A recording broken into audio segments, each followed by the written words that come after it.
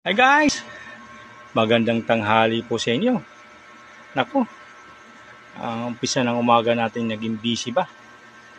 At sa sobrang busy ay hindi na natin nakapag-sit up para makapagluto ng ating pangtanghalian na ulam. Ay, hindi po problema po guys.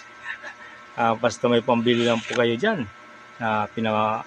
At pumunta po kayo sa pinakamalapit na tindahan o kaya convenience store at bumili po kayo ng chinchori tuna. Ano to guys?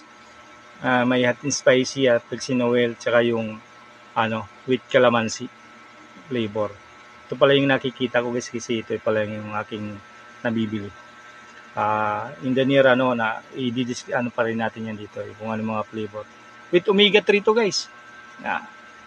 Easy open po para kung magmamadali na at nagutom na.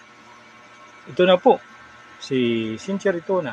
Ang ating ulamin ay tatlo sa tao. Kung gutom ka ay pwede lang para sa iyo yan. Yung tanghalian mo, solve na solve. Pangin natin nyo guys. Lagi po tayo pag sahuran. Huwag kalimutan mag-reserve tayo nito kasi tulad niya mga alahaning oras ay pwede naman natin ito gawing ulam. Kaya panoorin po ang video.